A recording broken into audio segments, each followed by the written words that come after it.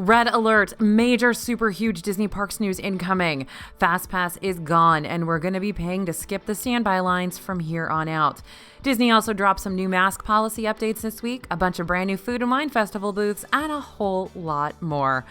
Buckle up, stay tuned.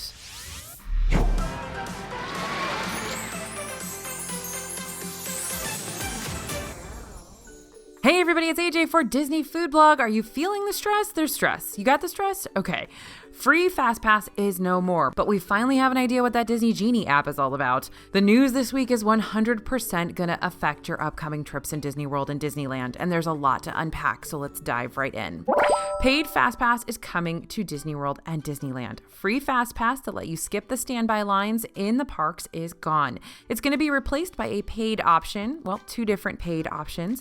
Disney Genie Plus will be a paid addition to the free Disney Genie virtual assistant planning tool that Disney's releasing this fall. Disney Genie will offer specific recommendations, tips, and itineraries to guests using the My Disney Experience app in Disney World or the Disneyland app. And Disney Genie Plus is an add-on that grants you access to Disney's Lightning Lanes. By the way, Lightning Lanes, that's the new name for FastPass lines. And it's not free anymore. You'll pay $15 per person per day in Disney World and $20 per person per day in Disneyland to have access to the Disney Genie Plus system. This will let you skip the standby lines at some, but not all rides.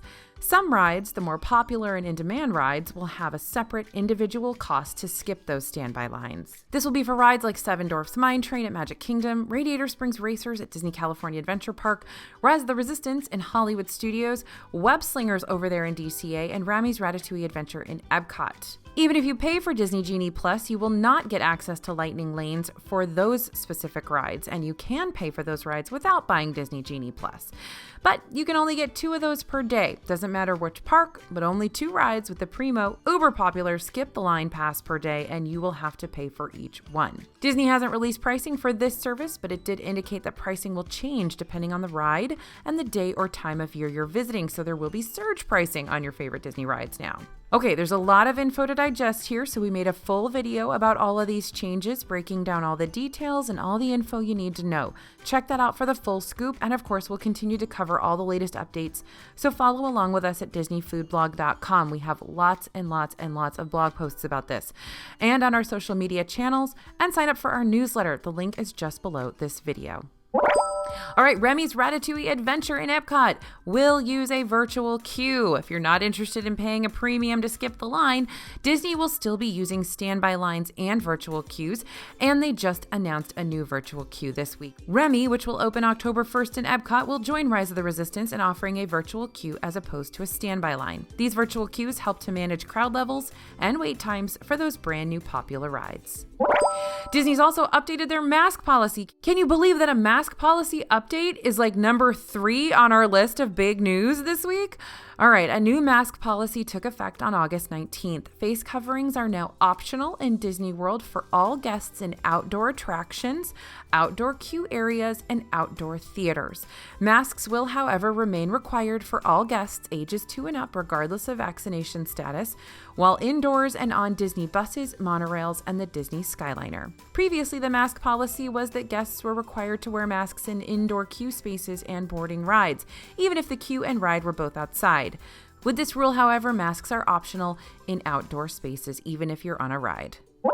Now, here's some very interesting news that's going to potentially affect locals in the Disney World area. According to Fox 35 Orlando, Mayor Buddy Dyer and the Orlando Utilities Commission, the OUC, held a news conference yesterday regarding water consumption and the impacts of COVID-19. Now, Mayor Dyer discussed the high number of critically ill patients being treated at Orlando hospitals, and many of them require liquid oxygen as part of their treatment. Now, Orlando uses liquid oxygen to treat their drinking water, and officials mentioned that water treatment could hit a critical point in a week if water consumption doesn't change. Mayor Dyer said they are asking residents to help by temporarily limiting the watering of their lawns, the washing of their cars, and businesses should limit irrigation and pressure washing. Orlando residents can also help by doing things like only running the dishwasher when it's completely full, turning off the water while brushing their teeth, and taking shorter showers. This is the result of a shortage of liquid oxygen because so much is needed to treat COVID-19 patients in the Orlando area. We will keep you updated, of course, on DFB Guide and over on our newsletter with anything else that you need to know. All right, Epcot's Food and Wine Festival has opened more booths earlier than expected. Yep, Epcot opened up 5 more booths at the Food and Wine Festival earlier than their projected dates. Originally, these booths were expected to open October 1st. We have a full review of all the new booths over on DisneyFoodblog.com, and we have a Best of the Fest Part 2 coming soon, so you can see our top choices for the new additions to the festival. All right, the Polynesian Monorail station is nearly complete. If you've taken the Magic Kingdom monorail lately, you know that you currently can't get on or off at the Polynesian Resort station. The tarps have been removed from the monorail station, and we were able to get a quick glance at the progress done at the site before another monorail passed by. It's expected to open sometime this summer, and with the removal of the tarps, we think that's a good indication on construction staying on track. We hope this means the monorail station will open soon, and of course, we will keep you updated on any progress. Now, has Rise of the Resistance gotten easier to ride? Well, Disney history was made this week as Sunday was the first day since its opening in December 2019 where there was a standby line for Rise of the Resistance. Yep, Rise of the Resistance has always been difficult to get on. You had to snag a boarding group right at 7 a.m. and they usually were gone in a matter of seconds, or try your luck at 1 p.m. to see if you could get one in the daily second release. Well, on Sunday, not only were boarding passes still available well into the day, but Disney opened up a standby line after 7 p.m. Rise of the Resistance was a walk-on. So could it happen again? Possibly, but we still recommend trying for a boarding group as this was a very rare circumstance and crowd levels were very low this week. But hey, at least you'll be able to pay for Rise of the Resistance soon if you really want to guarantee you get to ride. Beauty and the Beast live on stage is back. Yep, entertainment is slowly returning to Disney World. While many shows remain closed, another one did reopen this week. Beauty and the Beast live on stage is back at Hollywood Studios, and it was just as good as we remembered. And the Boneyard Playground has reopened in Disney's Animal Kingdom. This is a perfect spot for the little ones to run around and let off some steam and to give the parents a break. The posted hours say 9 a.m. to 7 p.m. We will keep you updated on any future changes. Now, Drawn to Life Cirque du Soleil will premiere at Disney Springs on November 18th, 2021. The show was originally supposed to debut way back in the spring of 2020, but of course was put on hold several times. The show combines Disney animation with the truly unique and stunning acrobatic performance of Cirque du Soleil. Tickets are on sale now. But if you wanted to go to the NBA experience at Disney Springs on your next trip, it's looking like you are out of luck. According to the Orlando Sentinel, the NBA experience is now permanently closed. This relatively new activity center opened in August of 2019 and was available for less than a year before the shutdown in March 2020. No word yet on what will or could replace it, but we will make sure to share once Disney gives any official updates or announcements. Disney will be celebrating the first ever World Princess Week starting August 23rd. The celebration will take place all over the world at multiple Disney parks, including Disney World, Disneyland, Disneyland Paris, Hong Kong Disneyland, and Aulani Resort. As part of Disney's Ultimate Princess celebration, the week will be full of royal festivities, including new princess-themed merchandise and snacks, a princess promenade at Disney Springs, and a new Tiana-themed playground at Epcot. Disney Cruise Line's fleet has been gradually returning to sea, and with that, Disney is constantly updating their policies. The Disney Fantasy was set to return to sailing on September 4th, but that departure has now been canceled. According to Disney, guests who have paid their reservation in full have been offered the choice of a cruise credit to be used for a future sailing or a full refund. Guests who have not paid their reservations in full will automatically receive a refund of what they have paid so far. The Disney Fantasy will now resume sailing on September 11th, 2021, with 4-night cruises from Port Canaveral in Florida. Disney Cruise Line has also updated their mask policy. Now, guests can remove their face coverings while indoors when they're taking a photo, while stationary and physically distanced from other people. Guests are required to wear a face covering while indoors, except for while eating, drinking, taking a photo, or when they're in their own rooms. But thanks to this new update, you can have mask-less pictures of your vacation. But if you have a cruise to the Bahamas, a new emergency order issued in the country may change your itinerary. The Customs and Excise Department issued an emergency order effective September 3rd, 2021, that limits who can visit the Bahamas. All passengers on the cruise ship docked in the Bahamas who are 12 years old or older must be fully vaccinated before they embark on the ship at the start of the trip. The captain of the cruise ship has to transmit a crew and passenger manifest to the port medical officer in the Bahamas that shows the vaccination status of each person on board prior to arriving at the port. There are concerns that this new executive order will conflict directly with the laws in the state of Florida that ban Florida businesses from requiring customers to show proof of vaccination. We will make sure to stay on top of this story and give you all the updates as we see them come in. We've got more details about everything on board the Disney Wish cruise ship. During a special media event for the Disney Wish, we were able to see sneak peeks of the Star Wars-themed lounge, Hyperspace Lounge, the Oceaneer Club for kids, that's going to have a slide as the entrance, and one of the shorts that will play on the first ever attraction at sea, the Aqua Mouse. Disney also announced a new first-of-its-kind interactive experience that will debut on the Disney Wish called Disney Uncharted Adventure. It's designed for families to play together while on the ship to provide them with a brand new way to explore the ship, especially areas they may never have stopped by otherwise. Think a mixture of midship detective agency, which is in the interactive game found on the Fantasy and the Dream, Agent P's World Showcase Adventure from EPCOT, Sorcerers of the Magic Kingdom, and the Star Wars Galaxy's Edge datapad. They basically smooshed those all together to create Disney Uncharted Adventure. All right, moving on to restaurant and snack news. Boma is reopening as Disney World's very first buffet that's reopened since the pandemic. That is big, big news, beloved Boma. Now, many buffets have been reopening as family-style restaurants, but Boma will be reopening to its former glory as a buffet for breakfast and dinner. Boma will be offering its breakfast buffet with creamy pap, turkey babouti, pancakes, waffles, deviled eggs with salmon, and freshly baked items from the bakery. For dinner, the rotisserie area will offer pork ribs, salmon, African spice strip loin, Durban rotisserie chicken, and lamb babouti. We'll also get to see the rotating selection of soups, chowders, and stews again, along with salads like Berbera, chickpea salad, and North African cauliflower salad. More buffets will be opening soon in Disney World. Beer Garden Restaurant will be serving up its buffet-style service once again for lunch and dinner starting on August 29th. I'm a little bit bummed because I was supposed to go on my birthday to Beer Garden, and I don't really want to go to it as a buffet. I was really looking forward to going to it as a family style, so I might have to find a different birthday lunch. The restaurant's been open for a while, serving pretzel rolls, bratwurst, spätzle, and schnitzel family style, but later this month we'll go back to buffet style. Crystal Palace and Magic Kingdom will also be converting back to a buffet again. Starting September 12th, the Crystal Palace will go back to its buffet-style dining for lunch and dinner. We will be sure to swing by in September and give you a full review. And breakfast is returning to Cinderella's Royal Table starting August 27th. You can eat breakfast at CRT again. Up until now, they've only been serving lunch and dinner.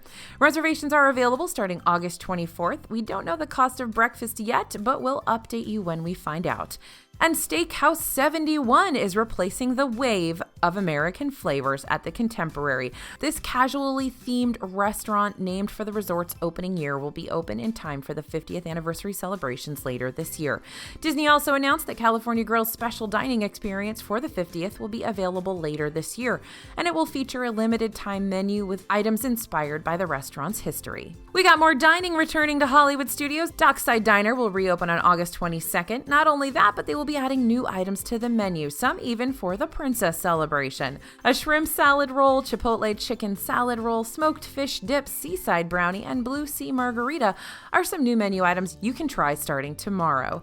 Tune In Lounge will also be reopening. August 22nd, it looks like it's going to be open again for guests. This lounge is connected to 50s Primetime Cafe, and it's not been available since the reopening of 50s Primetime until now. The hours posted online are 10:45 a.m. to 9 p.m., and the current posted menu features signature cocktails, beer, and wine. In the past, you've been able to order off the restaurant menu here at Tune In, so we'll have to see if that's the case when it opens. And this week, the new Creperie de Paris was open for cast member previews. It's a new restaurant coming soon to Epcot's France Pavilion, serving up, you guessed it, crepes, both sweet and savory. It won't be open to the public until October 1st. And news about Ohana as well. Several items from the original Ohana menu have come back to the restaurant. Prices online have stayed the same, but some items have been swapped out. Now the skillet has wood-fired grilled teriyaki beef, spicy peel-and-eat shrimp, grilled chicken with Polynesian-inspired chimichurri sauce, Ohana noodles, and roasted broccolini. No more is the island shrimp casserole, the kielbasa sausage, and the roasted chicken has been swapped to the grilled option. The rest remains the same. Pre-COVID, these meats were served on skewers saucers, and now they will be served in skillets. We've already made it over to Ohana to try all of the new old food, and just like before, everything was great. You can see our full review over at DisneyFoodblog.com. Now, Tortuga Tavern has reopened in the Magic Kingdom, so what's on the menu over there? There's a turkey leg with house-made chips, a barbecued slawed dog, a barbecued pork sandwich, and an all-beef hot dog. And there's one new item that is especially interesting, the peanut butter, chocolate, hazelnut spread, and banana sandwich. Pro tip, order the candied bacon skewer from Westward Ho in Frontierland, then add your piece of bacon to the middle of the peanut butter, chocolate, hazelnut, banana sandwich, and voila, perfection. The current hours listed are 11 a.m. to 5 p.m., but be aware this quick service restaurant is usually a seasonal restaurant and not always open. Kusafiri Coffee Shop and Bakery at Animal Kingdom will also be reopening on August 29th. They will have some new menu items when they reopen: spiced potato hand pies, marinated chicken flatbread sandwich, and a red chili hot dog. Now, Big Top Treats has reopened in Magic Kingdom. This fan favorite gift shop located in Fantasyland is filled with all of your favorite snacks like popcorn, cotton candy, Rice Krispie treats, cupcakes, and more. Since the Main Street Confectionery is still closed, this is a great spot to get your sweet fix when you visit Magic Kingdom. Now, the Halloween cinnamon rolls have returned to Magic Kingdom as well. This is back at the Main Street Bakery this week. It's a huge Mickey-shaped cinnamon roll with orange drizzle icing for $6.49. It's the same colossal cinnamon roll you'll find at Main Street Bakery all the time, just with some orange icing, though it's worth noting the one we got this week was a little stale and lackluster. It was likely a bad batch. You might have a different experience, but know that you can always get your cinnamon roll fix over at Gaston's Tavern in Fantasyland as well. Watermelon, pineapple, Dole Whip, Swirl. Absolutely, that's right. We've got another Dole Whip Swirl you need to try on your next vacation. Over at the Refreshment Port in the World Showcase at Epcot, there is now Dole Whip on the menu, finally. We are used to seeing Dole Whip come around to Epcot during Food and Wine, but it was a little late this year. So you can get watermelon or pineapple or a swirl of the two. You're probably like us and might not think these two flavors would work well together, but surprisingly enough, they really do. So try it next time you're at Epcot. Speaking of Epcot, one of our festival favorites, the donut booth, has added 2 new donuts to the menu. The chef's special donuts will swap out from time to time. However, there is no set schedule of changes that we know of, so be aware these might not be on the menu during your vacation. The apple crumble and passion fruit coconut donuts are the latest creation. The passion fruit coconut donut is filled with passion fruit curd and topped with coconut shavings. And the apple crumble donut is a sweet cinnamony dessert topped with apple pie filling. Both of these donuts are available for $5 each. Overall, we felt like these were 2 pretty standard donuts with some basic flavors, but both were done well. If you're craving a sweet new donut, maybe give these a try. And Joffrey's has released its new special Halloween treat, its Halloween donut. This donut is a classic Donut King donut with orange-colored vanilla frosting and chocolate sprinkles. This themed treat's gonna set you back $5.29, which is a recent price increase from the usual $4.99. There's a new special at the Polite Pig in Disney Springs. The new chef's special on the menu is pork burnt ends. This $17 special includes pork burnt ends with honey mustard glaze, slaw, and jalapeno cornbread. And we chose the returning cheddar grits with collard greens and black-eyed peas as our side. The pork was a nice sweet savory combo, but the flavors and saltiness might be a bit on the strong side. We enjoyed this meal and would recommend giving it a try. Head over to the Polite Pig if this looks like something you would like to try. And we found a new noodle bowl over at the Artist Palette in Disney's Saratoga Springs Resort. The Asian noodle bowl is rice noodles with miso pho broth, napa cabbage, tofu, onions, mushrooms, carrots, jalapenos, cilantro, and lime. We've tried a lot of noodle dishes at Disney World, and this could be our new favorite. It was rich and flavorful, not too spicy. It's available now for $12.99, and it is completely plant-based. Now, what's going on with POG Juice? Okay, POG Juice is a favorite among our readers and a classic for Walt Disney World. But if you don't know what it is, it's a mix of passion fruit, orange, and guava juice that together create a very fruity and delicious drink. You'll find it all over Disney World, but it goes by different names in different restaurants. POG Juice, Lilikoi Juice, Moonshine Juice, sometimes it's Jungle Juice. Now, some cast members have told us there are supply issues. Disney gets it from a supplier, and it may not be available for a while, but a few places were still serving it recently, though it may only be part of a cocktail. So if you're heading to Disney World soon, keep in mind that some spots that typically serve up POG Juice might have this drink available and others may not. In merchandise news, we've got Alice in Wonderland merchandise. This year is Alice in Wonderland's 70th anniversary, and to celebrate, Disney's launched a collection of items inspired by Disney legend Mary Blair. The collection has released online, but we also found some items in the United Kingdom Pavilion in Epcot. We found many items including a table runner, tumbler, a bag chain with a not real pocket watch, a throw blanket and pillow, mug, teaspoon set, and a headband set for adults. There are even more items online, including some tops, a dress, a trench coat, a vase set, a teapot, of course, a candle, and more. Now, a backpack that smells like popcorn? We found the newest mini Loungefly backpack at Uptown Jewelers in Magic Kingdom. It's inspired by the popcorn buckets around the parks, and this backpack will run you $80. We expect them to sell out fast, the Loungeflies usually do, and yeah, it really does smell like popcorn. And the new Halloween Harveys Mickey and Friends collection is finally available in the Magic Kingdom. Harveys is known for their signature seatbelt bag, made with, you guessed it, strips of seatbelt fabric. The collection includes a tote bag, a crossbody bag, and a Mickey pumpkin plush purse. We don't expect these to stay on the shelves for long. Harvey collections are known to sell out fast. Now, we've also got a Chicago Dooney and Bourke collection. This one is Chicago themed, featuring Mickey Mouse, and it's similar to the Dooney and Bourke New York City collection. This one's pattern features iconic Chicago imagery, including a deep dish pizza, footballs, and Mickey holding onto a lamppost so he isn't blown away by the Windy City.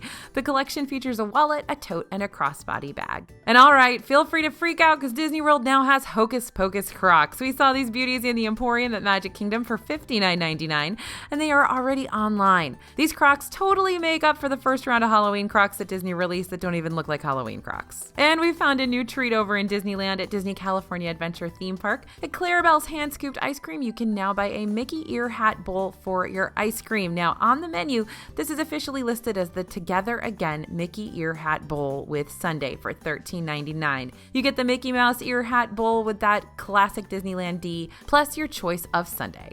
We found a new pair of ears over at Disneyland. These ears have orange balloons, a spooky design with Mickey silhouetted in black, and a soft black and orange headband that says boo on the side. They'll cost you $29.99, but the best part, they light up.